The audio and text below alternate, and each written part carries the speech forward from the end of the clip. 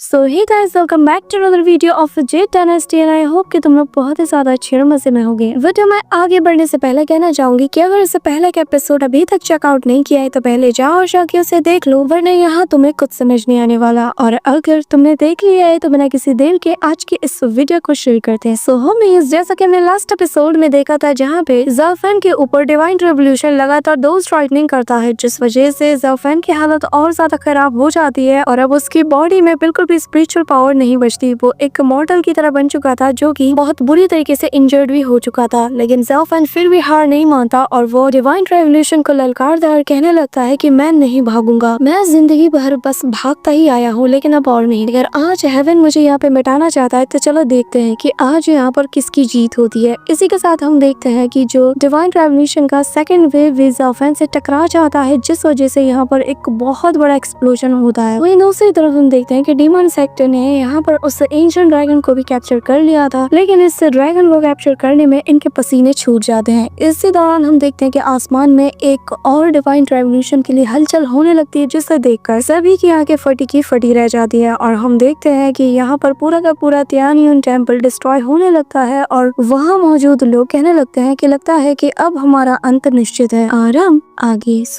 हमारे इस एपिसोड की स्टार्टिंग में हम एल्डर मॉन्क को देखते हैं, जहाँ पर वो तियानियन टेम्पल का ये नजारा देखकर बुरी तरीके से दंग रह जाता है। लेकिन तभी वो आसमान में जब उस हलचल को देखता है तो कहने लगता है कि ये तो डिवाइन रेवोल्यूशन का थर्ड वेव है। यहाँ पर हम देखते हैं कि सभी लोग तो पैनिक कर रहे होते हैं कि तभी यहाँ पर जो ग्रेट एल्डर होते हैं वो कहने लगते हैं कि मैं यहाँ पर अपनी पूरी जी जान लगाकर इसे रोकने की कोशिश करूंगा और प्रे भी करूंगा। इसी के साथ वो यहाँ पर हवा में फ्लोट करते हुए उस मीटियोर की तरफ बढ़ने लगते हैं और कहने लगते हैं कि मैं इस डिवाइन रेवोल्यूशन को शायद सामना कर पाऊं। इसी के साथ हम देखते हैं कि वो यहाँ पर डिवाइन बुद्धा बॉडी फॉर्मेशन का यूज करता है, जिसके जरिए से यहाँ पर एक बहुत जायंट सा गोल्डन स्टैचू बाहर आता है, जो कि अपने हाथों से इस मीटियोर को रोकने में लग जाता है। जिसे देखते साथ ही जो बाकी के मॉन्क्स थे वो भी कहने लगते हैं कि मास्टर हम भी आपकी हेल्प करेंगे। जिसके साथ ही हम देखते हैं कि ये सभी लोग भी हवा में जंप करके सीधा ग्रैंड एल्डर के पास पहुंच जाते हैं और वो लोग भी अपनी स्पिरिचुअल एनर्जी से उस बुद्धा फॉर्मेशन को और ज्यादा स्ट्रेंथन कर रहे थे। लेकिन हम देखते हैं कि क्योंकि ये जो ग्रैंड एल्डर है ये बहुत ज्यादा वीक हो चुके हैं, तो यहाँ पर बेचारे अकेले इस चीज का सामना नहीं कर पाते और उनके कदम लड़खड़ाने लगते हैं और उस मीटियोर के प्रेशर की वजह से यहाँ पर वो पानी के अंदर और ज्यादा धंसते चले जाते हैं। इसी के साथ हम देखते हैं कि उनके मुंह से खून भी निकलता है, लेकिन वो जानते हैं कि उन्हें हर हाल में इस चीज का सामना करना ही होगा। इसी दौरान हम देखते हैं कि बाकी की जगह भी इसकी चपेट में आकर डिस्ट्रॉय होने लगती है कि तभी हमें एक गोल्डन एनर्जी इमिट होती हुई नजर आती है, जो कि धीरे धीरे करके उसे एंशिएंट बुद्धा स्क्रोल की तरफ बढ़ रही थी। और हमें वो स्क्रोल किसी पैथ की तरह नजर आता है, जिसके ऊपर ज़ाफन उल्टी डायरेक्शन में चल रहा था और अपने कदम में पीछे ले रहा था, जहाँ पर रास्ते में उसे मिस्टर ताओ रोंगरू और बाकी सबके अलावा यहाँ पर रोजी और जो राइचेस्ट पैथ के लोग थे वो सभी लोग उसे नजर आते हैं, जो कि उसे देखकर हंस रहे थे। और ज़ाफन उन्हें देखकर पुरानी मेमोरीज को याद करने लगता है और फिर हम देखते हैं कि वो उल्टी डायरेक्शन में चलता जाता है कि तभी बिल्कुल एंड में पहुंच जाता है, जहाँ से अपनी लाइफ की उसने शुरुआत की थी। और तभी उसे पीछे से आवाज आता है, जिसे सुनकर ज़ाफन दूसरी डायरेक्शन में मुंह फेरता है। वहीं दूसरी तरफ हम यहाँ पर ग्रैंड एल्डर को देखते हैं, जहाँ पर बाकी सभी लोगों ने अपनी पूरी कोशिश की, लेकिन कोई भी थर्ड वेव वाले डिवाइन रेवोल्यूशन को नहीं रोक पाया और हम देखते हैं कि अटैक्स भी फेल हो चुके थे और अब ये लोग अपनी डेथ को एक्सेप्ट कर लेते हैं। यहाँ पर ग्रैंड एल्डर जैसे अपनी आंखें बंद करते हैं कि तभी उनके कंधे पर कोई हाथ रखता है। इसी दौरान हम वापस से ज़ाफन को देखते हैं, जहाँ पर वो मरे हुए लोगों की तरफ वो बढ़ने लगता है कि तभी पीछे से एक छोटा सा बच्चा उसका हाथ रोक लेता है और ये और कोई नहीं बल्कि नन्हा ज़ाफन होता है, जो कि उसका हाथ पकड़कर उससे कहने लगता है कि एक बात बताओ, क्या तुम वाकई में चाहते हो कि ये सब कुछ ऐसे एंड हो? जिस सुनकर ज़ाफन इमोशनल हो जाता है और फिर वो अपने घुटनों के बल बैठ जाता है, जिसके बाद नन्हा ज़ाफन उसके हाथों को टाइटली होल्ड करते हुए कहता है कि तुमने बचपन से बहुत कुछ सहा है ना, तुमने बहुत कुछ चीजें झेली है, लेकिन तुम इतना सारा दर्द लेकर भी आज तक जीते आए हो और ये चीज बहुत ज्यादा हर्ट करती होगी ना। ये कहते साथ ही वो उसे टाइटली हग कर लेता है और कहने लगता है कि मैं जानता हूँ कि तुम्हें कैसा लग रहा होगा और अब बस बहुत हो गया, चलो वापस चलते हैं। यहाँ पर हम देखते हैं कि वो छोटा बच्चा रोने लगता है, जिसे देखकर ज़ाफन भी इमोशनल हो जाता है और वो उसे टाइटली होल्ड करके अपने पुराने दिनों को याद करता है कि तभी हम देखते हैं कि जैसे ही नन्हा ज़ाफन अपनी आंखें खोलता है तो वो यहाँ पर अकेला होता है और तभी उसके पेरेंट्स की उसे आवाज सुनाई देती है, जो कि अपना हाथ उसकी तरफ बढ़ाते हुए कहने लगते हैं कि चलो बेटा हमें घर जाना है। और वो अपने पेरेंट्स का हाथ थामकर वहाँ से जाने लगता है और जाते हुए ज़ाफन की तरफ देखकर उसे स्माइल करता है और फिर उसे इशारों में बताता है कि मैं पास्ट हूँ और पास्ट को तुम कभी भी नहीं नहीं बदल सकते, तुम्हें आगे बढ़ते रहना होगा। इसी के साथ हम देखते हैं कि उसके जाने के बाद ज़ाओफैन मन ही मन स्माइल करता है और फिर अपने आगे की जिंदगी तरफ देखते हुए कहने लगता है कि जो बीत चुका है उसे मैं बदल नहीं सकता, जिन्हें मैं खो चुका हूँ उन्हें मैं वापस नहीं पा सकता, लेकिन मेरे हाथ में अभी भी मेरा फ्यूचर है और जिसे कि मैं बचा कर इसे बदल के रख दूंगा। इसी के साथ हम वापस एक ग्रैंड एल्डर को देखते हैं जहाँ पर उनके कंधे पर हाथ रखकर ज़ाओफैन आगे बढ़ता है और ग्रैंड एल्डर भी उसे देखकर हैरान थे, लेकिन ज़ाओफैन बिना किसी चीज की परवाह किए आगे बढ़ता रहता है। हम देखते हैं कि पीछे से जो ग्रैंड एल्डर है वो उसे रोकने की कोशिश करते हैं, लेकिन ज़ाओफैन किसी की बात नहीं सुनता। वहीं दूसरी तरफ आसपास की सारी चीजें पीसेस में टूटकर हवा में लहराने लगती है और उस मीटियोर से जा टकराती है। वहीं दूसरी तरफ आशियान और बाकी के जो मॉन्क्स होते हैं वो भी ज़ाओफैन को देखकर हैरान थे कि आखिर ये कर क्या रहा है, इसे बचाने के लिए हम लोगों ने क्या कुछ नहीं किया, और वो सीधा इस डिवाइन रेवोल्यूशन के सामने चला गया। इसी के साथ हम उसी लाइफ स्क्रॉल का सीन देखते हैं जहाँ पर ज़ाओफैन आगे बढ़ते हुए कहने लगता है कि जिंदगी मुश्किल और कठिनाइयों से भरी हुई है और ये कभी ना खत्म होने वाला रास्ता है। जो लोग इस पे चलते हैं उन्हें ही पता है कि आखिर उन्हें कितना ज्यादा सफर करना पड़ता है और इस पर चलना कोई आसान काम नहीं है, लेकिन थक कर हार मान जाना ये कोई सॉल्यूशन नहीं है। भले ही हार मानने से हमें थोड़ी देर के लिए राहत फील होगी पर ये परमानेंट सॉल्यूशन नहीं है। इसी के साथ ज़ाओफैन उस लाइफ स्क्रॉल पर आगे बढ़ता रहता है और फिर हम प्रेजेंट टाइम में ज़ाओफैन को देखते हैं जहाँ पर वो उस डिवाइन रेवोल्यूशन को देखकर कहने लगता है कि भले ही मेरी लाइफ की कोई भी मीनिंग नहीं है, ना ही मेरा कोई है जहाँ पर मैं जा सकता हूँ, ना ही मेरा कोई घर है, लेकिन इस दुनिया में कुछ लोग ऐसे हैं जिन्होंने मुझ पर बहुत बड़े बड़े एहसान किए हैं। इसके बाद वो उसी ग्रैंड एल्डर की तरफ देखता है और फिर वापस से उस मीटियोर की तरफ देखते हुए कहने लगता है कि मैं इन्हें कैसे मरने दे सकता हूँ। आज अगर मुझे लाइफ की ट्रू मीनिंग का पता चला है तो बस इन्हीं की वजह से, मैं अगर जिंदा हूँ तो भी बस इन्हीं की वजह से। जिसके साथ ही ज़ाओफैन वहाँ मौजूद एक बड़ी सी चट्टान को पकड़ लेता है और उसके जरिए से उस डिवाइन रेवोल्यूशन की तरफ जाने लगता है और कहता है कि मुझे इससे कोई फर्क नहीं पड़ता कि इवन की हेवन भी मुझे एक्सेप्ट नहीं करना चाहता, इससे मुझे कोई फर्क नहीं पड़ता कि वो मेरे साथ क्या करता है, भले ही वो मेरी कल्टीवेशन को पूरी तरीके से डिस्ट्रॉय कर दे या फिर मेरी बॉडी को डिस्ट्रॉय कर दे। एक चीज जो कि कोई भी मुझसे नहीं छीन सकता वो ये कि इन सभी लोगों को वो मेरे दिल से कभी नहीं निकाल सकता। इसी के साथ हम देखते हैं कि ज़ाओफैन तेजी से डिवाइन रेवोल्यूशन की तरफ बढ़ने लगता है और उसके रास्ते में आने वाले हर एक ऑब्स्टिकल को वो क्लियर करता हुआ चला जाता है। साथ ही हम लाइफ स्क्रॉल में भी ज़ाओफैन को देखते हैं जहाँ पर वो आगे बढ़ते हुए कहने लगता है कि दुख, तकलीफ है और आजमाइश है, ये सभी कुछ जिंदगी का ही एक हिस्सा है और अब मैं किसी चीज का रिग्रेट नहीं रखूंगा, ना ही मैं किसी चीज की शिकायत करूंगा, क्योंकि ये सारी चीजें मेरी जिंदगी का ही एक हिस्सा है जिसे कि मैं चाहकर भी खुद से दूर नहीं कर सकता। ये सभी चीजें मेरा ही एक हिस्सा है। इसी के साथ हम देखते हैं कि आगे बढ़ते बढ़ते ज़ाओफैन बिल्कुल एंड पे पहुंच जाता है कि तभी हमें यहाँ पे बैम्बू पीक का लीडर दिखाया जाता है जहाँ पर उसकी बॉडी से क्रिस्टल एनर्जी निकलती है जो कि यहाँ पर ज़ाओफैन की तरफ ही बढ़ रही थी। वहीं दूसरी तरफ मिस्टर ताओ और उस ओल्ड मैन और मिस रोंग को भी हम देखते हैं जहाँ पर उनकी बॉडी से भी वो एनर्जी निकलती है और सिर्फ उन्हीं लोगों की बॉडी से निकलती है जो कि कहीं ना कहीं ज़ाओफैन से कनेक्टेड है। और हम नाइन टेल्ड फॉक्स को भी देखते हैं जहाँ पर वो भी पलटती है और ज़ाओफैन को याद करती है। इसी के साथ हम एंड में रोजी को भी देखते हैं जहाँ पर उसकी बॉडी से भी वो एनर्जी रिलीज होती है जो कि ज़ाओफैन की तरफ ही बढ़ने लगती है और रोजी अपने मन में कहती है क्या ये तुम हो। इसी के साथ हम देखते हैं कि चारों तरफ से वो जो गोल्डन एनर्जी है वो निकलती है और ज़ाओफैन की तरफ तेजी से बढ़ने लगती है। वहीं दूसरी तरफ हम ग्रैंड एल्डर और बाकी के मॉन्क्स को देखते हैं जहाँ पर वो भी लगातार प्रे करते रहते हैं और इनकी बॉडी से भी वो गोल्डन एनर्जी निकलती है जो कि सीधा ज़ाओफैन की बॉडी से जा लगती है। हम देखते हैं कि ऐसे ही करते हुए ज़ाओफैन की बॉडी में बहुत सी स्पिरिचुअल एनर्जी गैदर हो जाती है जिस वजह से वो भी हैरान था, पर फिर वो अपने हाथों को आगे करते हुए उस जायंट से मीटियोर को रोकने में लग जाता है और कहने लगता है कि अगर मेरे अगेंस्ट आज यहाँ पर हेवन खड़ा है तो मैं खुद अकेले इसका सामना करूंगा। ये कहते साथ ही वो अपने हाथों में जोर लगाते हुए उस मीटियोर को रोकने में लग जाता है। ज़ाओफैन लगातार उसे पीछे की तरफ कुछ करता रहता है कि तभी यहाँ पर हम वापस से लाइफ स्क्रॉल के ऊपर ज़ाओफैन को देखते हैं जो कि जैसे इसके एंड पर पहुंच जाता है तो वो दौड़ते हुए उस पार छलांग लगा देता है और उसके सामने मौजूद उस सफेद रोशनी को वो कैच कर लेता है। और यहाँ अगले ही पल हम रियलिटी में देखते हैं कि ज़ाओफैन के हाथों में उसका वो वेपन वापस से आ जाता है, लेकिन इस बार इसके अंदर ब्लड डिवोरिंग बीट की इविल एनर्जी नहीं थी जिसे देखकर ज़ाओफैन भी हैरान हो जाता है। लेकिन अगले ही पल ज़ाओफैन घुमा के अपने उस वेपन को सीधा उस मीटियोर की तरफ थ्रो करता है और हम देखते हैं कि दोनों हाथों से वो जोर लगाते हुए उसे पुश करने में लग जाता है और वो चिल्लाते हुए अपने दोनों हाथों को पकड़ता है और अपने मन में कहता है कि चाहे जो हो जाए आज यहाँ पर कोई भी मेरी वजह से मारा नहीं जाएगा, मैं किसी को भी अबैंडन नहीं करूंगा। अब यहाँ पर हम देखते हैं कि ज़ाओफैन की बॉडी से इतनी तेज और एनर्जी निकलती है कि वो अपने सिंगल अटैक से ही उस मीटियोर को पीछे धकेलने में कामयाब हो जाता है। और तभी हम किंगमिंग सेक्ट के पैट्रियार्क और यहाँ पर उस ब्लैक हार्ट पर्सन को भी देखते हैं जहाँ पर दोनों कहने लगते हैं कि बच्चे मुझे लगता है कि तुमने एक हायर रियलम को अचीव कर लिया है, और जिसका मतलब ये है कि अब तुम्हें हमारी जरूरत नहीं है। लेकिन इस बार तुम्हारी इस बहादुरी के लिए हम तुम्हारी हेल्प जरूर करेंगे। और हम देखते हैं कि राइचियस पैथ का वो पैट्रियार्क और यहाँ पर जो डिवानिक सेक्ट का वो जो ब्लैक हार्ट था, ये दोनों मिलकर अपनी अपनी पावर से ज़ियाओ फैन की हेल्प करते हैं। और वहाँ पे फैन जो कि अभी भी उस मीटियर को पुश करने में लगा हुआ था, अचानक से उसके अंदर क्रैक आने लगता है। और ज़ियाओ फैन जैसे ही अपनी थोड़ी और ताकत को बढ़ाता है, हम देखते हैं कि यहाँ पर उस पैट्रियार्क और उस ब्लैक हार्ट की मदद से ये जो बड़ा सा मीटियर होता है, फाइनली ज़ियाओ फैन इसे क्रैक कर देता है। और अगले ही पल ज़ियाओ फैन बिल्कुल इसके अंदर समा जाता है। हम देखते हैं कि एक कभी न खत्म होने वाला अंधेरा वहाँ पे छा जाता है, जो कि अपने अंदर सभी को समा लेता है, जिसे देखकर ग्रैंड एल्डर बाकी सभी लोग दंग रह जाते हैं। वहीं दूसरी तरफ हम ज़ियाओ फैन को देखते हैं, जहाँ पर वो तेजी से उसके बीच से उसे चीरता हुए आगे बढ़ता है और उसके सामने मौजूद उस व्हाइट कलर की रोशनी को वो पकड़ लेता है। और उसे अब्सॉर्ब करने के बाद जैसे ही ज़ियाओ फैन अपनी आंखें खोलता है, तो हम उसकी आंखों के अंदर पूरा का पूरा यूनिवर्स देख सकते हैं। इसी के साथ हम देखते हैं कि वक्त पीछे की तरफ चलने लगता है, और अब तक जो कुछ भी होता हुआ आया है वो सब कुछ रिवाइंड होने लगता है। वक्त पीछे की तरफ चलने लगता है, और हम देखते हैं कि जैसे जैसे यहाँ पर जो कुछ भी तबाही हुई वो सब कुछ पूरी तरीके से नॉर्मल हो जाती है। और हम उसी सीन पर पहुंच जाते हैं जब ज़ियाओ फैन के ऊपर वो रेड कलर की लाइटनिंग गिरी थी। यहाँ पर हम देखते हैं कि वो जो ग्रैंड एल्डर था वो भी अपनी आंखें खोलता है और फिर लड़खड़ाते हुए ज़ियाओ फैन की तरफ जाने लगता है। यहाँ से जो डिवाइन रेवोल्यूशन था वो भी गायब हो चुका था और आसमान भी बिल्कुल नॉर्मल हो जाता है। लेकिन जैसे ही ग्रैंड एल्डर अपने सामने देखता है तो वो नजारा देखकर दंग रह जाता है, जहाँ पे हम देखते हैं कि ज़ियाओ फैन बिल्कुल सही सलामत मौजूद था और उसने डिवाइन रेवोल्यूशन के ऊपर अपनी जीत हासिल कर ली थी। इसी के साथ हम देखते हैं कि ज़ियाओ फैन का यहाँ पर ब्रेक थ्रू भी होने वाला था। साथ ही उसके आसपास हम तीनों कल्टीवेशन पैथ की पावर को देख पाते हैं, और जैसे ही ज़ियाओ फैन अपनी आंखें खोलता है हम देखते हैं कि उसका ब्रेक थ्रू हो जाता है, जिस वजह से ये जो डिवाइन रेवोल्यूशन था ज़ियाओ फैन इसे भी डिफीट कर देता है। और अगले ही पल हम ज़ियाओ फैन के कंप्लीट ट्रांसफॉर्मेशन को देखते हैं, जहाँ पर उसका लुक भी चेंज हो चुका था। पहले उसने डेमोनिक पैथ को अपनाया था, इसी वजह से उसके कपड़े काले रंग के थे, लेकिन अब यहाँ पर उसके कपड़ों में हम तीनों पैथ के ही कुछ न कुछ पैटर्न्स को देख पाता है, जो कि उनके कल्टीवेशन पैथ को सिंबलाइज करते हैं। इसका मतलब ये है कि ज़ियाओ फैन अभी भी तीनों पैथ की कल्टीवेशन पावर को होल्ड करता है। इसी के साथ हम देखते हैं कि अपनी तीनों पैथ की पावर को दिखाने के बाद ज़ियाओ फैन बहुत ही कूल वे में सबके सामने आता है कि तभी सीन शिफ्ट होता है। हम वापस से रोजी को देखते हैं, जहाँ पर उसे एल्डर्स के सामने रखा गया था, जहाँ पर एल्डर दाऊज़ान भी मौजूद था। और वो यहाँ रोजी से कहने लगते हैं कि बताओ, क्या तुम्हें अंदाजा भी है कि आखिर तुमने कितना बड़ा गुनाह किया है? तुम हमारे सेक्ट की डिसाइपल होते हुए एक डीमन सेक्ट के लड़के के लिए फीलिंग्स कैसे रख सकती हो? तुम चाहती तो उसे रोक सकती थी, लेकिन तुमने उसे नहीं रोका और तुमने उसे अलाउ किया कि वो हमारे ज़ूशियन स्वॉर्ड को 2 हिस्सों में तोड़ दे। जिस पर रोजी शर्मिंदगी के साथ कहती है कि एल्डर, मैं जानती हूँ कि मैंने क्या किया है और इसीलिए आप लोग मुझे जो भी सजा देना चाहते हैं मैं उसके लिए तैयार हूँ। तभी रोजी को अपने मास्टर की आवाज सुनाई देती है, जो कि इससे कहती है कि क्या तुम जानती हो कि आखिर स्वॉर्ड का महत्व इतना ज्यादा क्यों है? आखिर क्यों इसे त्यानी स्वॉर्ड कहा जाता है? जिस पर रोजी भी हैरान थी कि तभी उसकी मास्टर बताती है कि 800 साल पहले मास्टर खुशिन ने 9 हेवन के डार्क आयरन की मदद से इस स्वॉर्ड को फॉर्ज किया, और इस तलवार की खासियत ही यही है कि ये सिंगल अटैक से ही किसी की भी जान ले सकती है, लेकिन उसके लिए तुम्हारा दिल प्योर होना चाहिए। लेकिन जब इसे मास्टर खुशिन ने बनाया था, तब से लेकर आज तक इस त्यानी स्वॉर्ड ने आज तक अपने मास्टर को रिकॉग्नाइज नहीं किया, लेकिन उनके दिलों को ये अच्छे से रिकॉग्नाइज करती है। इसी वजह से फिर मैंने इसे थामा। मुझे आज तक कभी भी इसके अंदर की आवाज सुनाई नहीं दी, लेकिन जब मैं तुमसे मिली तो मुझे इसके अंदर की आवाज सुनाई दी, जो कि मानो जैसे मुझसे कह रहा हूँ कि असल में इतने सालों तक ये तुम्हारे लिए ये वेट कर रहा था। जो सुनकर रोजी भी हैरान हो जाती है कि तभी उसकी मास्टर उस स्वॉर्ड को निकालती है और जिससे एक पावरफुल वेव उसे भी हिट होती है, और फिर वो कहने लगती है सिर्फ सच्चे और साफ दिल वाले लोग ही त्यानी स्वॉर्ड को वील्ड कर सकते हैं, वही इसे थाम सकते हैं और वही इसे इस्तेमाल कर सकते हैं। इसी के साथ वो उसके करीब जाकर उसे ये त्यानी स्वॉर्ड देते हुए कहती है कि इसे थामो और इसके जरिए से तुम्हारे आसपास तुम्हें नजर आने वाले उन सारे इविल इल्यूजन्स का तुम खात्मा कर दो। जो सुनकर रोजी भी उस स्वॉर्ड को थामती है कि तभी रोजी की आंख खुल जाती है और वो अपने सामने उसी स्वॉर्ड को पाती है, जिसे थामते ही उसे एहसास होता है कि अभी अभी उसने जो कुछ भी देखा वो बस एक सपना था। कि तभी सीन शिफ्ट होता है और हम जूनियर ब्रदर को देखते हैं, जिसके में जूनियर ब्रदर बताने लगते हैं कि बीस्ट गॉड ज़ूशियन स्वॉर्ड से बहुत बुरी तरीके से इंजर्ड हो चुका था, लेकिन एट द एंड वो यहाँ पर 9 डीमन फॉक्स की मदद से यहाँ से उड़कर भाग चुका है, और अब हमारा ये राइचियस सेक्ट बहुत ही ज्यादा कमजोर हो चुका है, और अगर दोबारा से वो बीस्ट गॉड वापस आकर हम पे अटैक करता है तो हमारे पास उस पे काउंटर अटैक करने जितनी स्ट्रेंथ भी नहीं है। इसीलिए मेरा सुझाव यही है कि जब तक हमारे सेक्ट लीडर दाऊ जोन रिकवर नहीं हो जाते, तब तक जितने भी पीक लीडर्स हैं वो सभी लोग अपने अपने माउंटेन की हिफाजत करेंगे। जिस पर पीक का लीडर भी मान जाता है और कहने लगता है कि मैं भी इस सुझाव से बहुत ही ज्यादा सहमत हूँ। इसी दौरान जूनियर ब्रदर आगे बताते हैं कि फिलहाल के लिए हम बीस्ट गॉड को ट्रैक करने के लिए एलाइट डिसाइपल को भेजते हैं और एक बार हम कंफर्म हो जाए कि वो अब वापस नहीं आ सकता उसके बाद ही हम कोई लॉन्ग टर्म प्लान बनाएंगे। और उसकी ये बात सुनकर रोजी आगे आती है और कहने लगती है कि मैं एक रिक्वेस्ट करना चाहती हूँ, जिसे देखकर सभी की निगाहें उस पर सेट हो जाती हैं। फिर वो कहने लगती है कि मैं इस मिशन का हिस्सा बनना चाहती हूँ और मैं जाना चाहती हूँ कि तभी हम जैन को देखते हैं जहाँ पर वो भी आगे आकर कहने लगता है कि मैं भी इस मिशन का हिस्सा बनना चाहता हूँ, जिस पर हम देखते हैं कि जूनियर ब्रदर एग्री कर जाते हैं। और तभी हम यहाँ पर मास्टर दाओजॉन की जगह को देखते हैं जो कि पूरी तरीके से खाली थी। उसे देखकर बैम्बू पीक के लीडर को बहुत ही ज्यादा निराशा होती है क्योंकि वो कहीं ना कहीं उनके लिए बहुत ही ज्यादा फिक्रमंद है। इस दौरान सीन शिफ्ट होता है और हमें तियानियन टेम्पल का सीन दिखाया जाता है जहाँ पर मॉर्निंग बेल बजाई जाती है, जिसके साथ ही यहाँ पर हम देखते हैं कि सब कुछ पहले जैसा नॉर्मल हो चुका था। तभी हम ज़ाफान को देखते हैं जहाँ पर वो उस भयानक रात के बाद जागता है और बिल्कुल नॉर्मल लग रहा था। यहाँ पे वो आता है तो सभी लोग उसे रिस्पेक्ट के साथ ग्रीट करते हैं। इसी दौरान उसकी नजर सामने की ओर जाती है जहाँ पर जो ग्रैंड एल्डर होते हैं वो एक नए मॉन्क को एक एल्डर की उपाधि दे रहे थे, जहाँ पर सभी लोग उसे ही देखे जा रहे थे और फिर वो सभी लोग बुद्धा को याद करते हुए उसे बहुत से ब्लेसिंग्स भी देते हैं। जहाँ पर हम ज़ाफान को भी देखते हैं वो भी कहीं ना कहीं इस रिचुअल का पार्ट बन चुका था। इसी दौरान यहाँ पे तेज बारिश होने लगती है कि तभी सीन शिफ्ट होता है और हम रोजी को देखते हैं जहाँ पर वो अपने स्वॉर्ड को थामे हुए अपने मास्टर की तरफ बढ़ रही थी और इसकी मास्टर जो कि बारिश में अम्ब्रेला लिए खड़ी थी और उसे देखते साथ ही वो कहने लगती है कि तुम जानती हो ना कि ये मिशन कितना ज्यादा खतरनाक है, ऐसा भी हो सकता है कि ये हमारी आखिरी मुलाकात हो।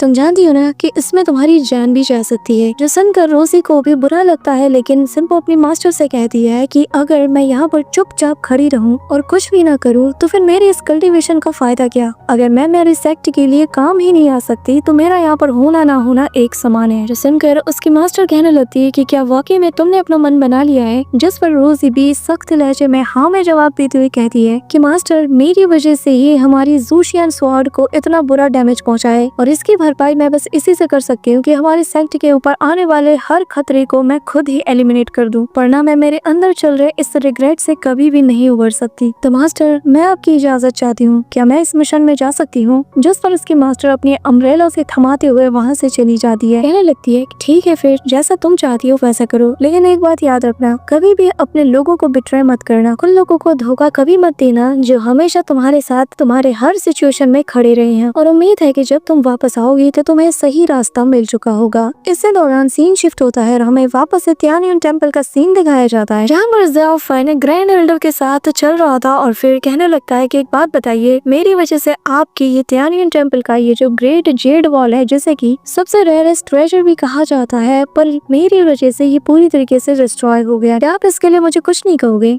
जिस पर ग्रैंड एल्डर वहाँ मौजूद एक जेड के टुकड़े को उठाते हुए कहने लगता है कि जिस जेड वॉल की तुम बात कर रहे हो वो कल्टीवेशन में किसी ईंट की तरह काम करती है। साथ ही अब वो बताने लगते हैं कि ये जो जेड वॉल है इसके अंदर अपनी एक खुद की कॉन्शियसनेस है, अपनी एक स्पिरिट है और जिसने विलिंगली ये अपनी खुद की इच्छा अनुसार तुम्हें प्रोटेक्ट किया उस बड़े से क्लाइमेटीज से जिसका कि कल तुमने अकेले सामना किया था। तो इस ग्रेट जेड वॉल के साथ जो कुछ भी हुआ है इसका जिम्मेदार ये खुद है और हमें बस इसके फैसले की रिस्पेक्ट करनी चाहिए। इसी के साथ वो अपने हाथ से उस जेड के टुकड़े को गिरा देते हैं और कहने लगते हैं कि ज़ाफान तुम्हें हमारे बारे में नहीं सोचना चाहिए क्योंकि मैं और यहाँ पर बाकी के जितने भी मॉन्क्स हैं उन सभी को बिल्कुल भी रिग्रेट नहीं कि उन्होंने कल तुम्हारा साथ दिया, तो इसीलिए तुम्हें किसी भी चीज के लिए खुद को जिम्मेदार ठहराना नहीं चाहिए। सुनकर ज़ाफान भी बहुत ही ज्यादा ओवरवेल्म फील करता है। फिर कहने लगता है कि मास्टर आपकी इस काइंडनेस के लिए मैं आपको हमेशा याद रखूंगा। वाकई में आपका दिल बहुत बड़ा है कि मैंने आपकी सेक्टर के साथ इतना कुछ किया, मेरी वजह से कितने लोगों की जान दी गई, लेकिन आपने फिर भी मेरा साथ दिया और मुझे सही रास्ते पर गाइड किया। और आज मैं यहाँ पर जाने से पहले आपको एक बार शुक्रिया अदा करना चाहता हूँ क्योंकि आपने मेरी इतनी ज्यादा मदद की, स्पेशली आपकी टेक्निक्स में। जो सुनकर ग्रैंड एल्डर कहने लगते हैं कि अगर तुमने वाकई में अपना मन बना लिया है कि तुम यहाँ से जाना चाहते हैं तो मैं तुम्हें रोकने वाला कौन होता हूँ। लेकिन मैं ये कहना चाहता हूँ कि क्योंकि तुमने बहुत सी चीजों को अंडरस्टैंड कर लिया है तो क्यों ना उनकी मदद से तुम वक्त में थोड़ा और आगे झांकने की कोशिश करो। जो राज जिनका पर्दा आज तक हम नहीं उठा पाए, तुम अपनी अंडरस्टैंडिंग अपनी टेक्निक के जरिए से उन राज के परे भी जान सकते हो और इसीलिए क्यों ना तुम हमारे बुद्धिस्ट पैथ को ज्वाइन कर लो। जिस पर ज़ाफान स्माइल करता है और कहने लगता है कि मास्टर आपने मेरी बहुत मदद की, आपने मुझे अंधेरे में रोशनी दिखाई, लेकिन जो अंडरस्टैंडिंग मैंने ऑब्टेन की है और जितना मैं समझ पाया हूँ उसके अकॉर्डिंग मुझे नहीं लगता है कि मैं अपने अंदर उन इमोशंस को बिल्ड कर पाया हूँ जिसके जरिए से मैं कह पाऊँ कि मैं इन वर्ल्डली अटैचमेंट से कनेक्टेड हो। जिसके बाद वो बताने लगता है कि मास्टर ह्यूमंस जो है वो हेवन एंड अर्थ के बीच में रह जाते हैं। उनकी पूरी जिंदगी कठिनाई और परिश्रम के बीच से गुजरती है, नफरत और प्यार के बीच में जूझती है, जिन्हें कि मैं बहुत ही अच्छे से फील कर पाया हूँ। तो अगर मैं आपको ज्वाइन करना चाहता हूँ तो मुझे इन सारी फीलिंग्स, इन सारी अटैचमेंट्स को छोड़ना होगा। एक बात बताइए, अगर मैं अपनी सारी अटैचमेंट्स, अपनी सारी मेमोरीज को जाने दूंगा तो क्या मैं आज जो हूँ वो कभी हो पाऊंगा? क्या जो ज़ियाओ फैन मैं अब तक बन पाया हूँ, क्या मैं आपको ज्वाइन करने के बाद भी बिल्कुल वही रहूंगा? जिस मन यहाँ पर ग्रैंड एल्डर को अपना जवाब मिल जाता है और वो यहाँ पर ज़ियाओ फैन को फेयरवेल कहते हुए कहता है कि अगर तुमने अपना मन बना ही लिया है तो मैं तुम्हें नहीं रोकूंगा। तभी सीन शिफ्ट होता है और हम रोजी और यहाँ पर बाकी सभी एलाइट डिसाइपल्स को देखते हैं जो कि अपने मिशन पर रवाना होने के लिए रेडी हो जाते हैं। इस दौरान हम यहाँ पे तियानियन टेम्पल का जो मेन हॉल है उसका सीन देखते हैं, जहाँ पे फेमिंग जैसी गेट को ओपन करता है तो वो जमीन के नीचे से बुद्धा विज़डम के जो 4th वॉल्यूम के जो नोट्स है उन्हें निकलता हुआ देखता है, जिसे देखकर वो भी हैरान हो जाता है। सो गाइस, इसी के साथ हम देखते हैं कि ज़ियाओ फैन की नई जर्नी की शुरुआत हो जाती है और जेड डायनेस्टी के सीजन 3 का एंडिंग इसी सीन के साथ हो जाता है।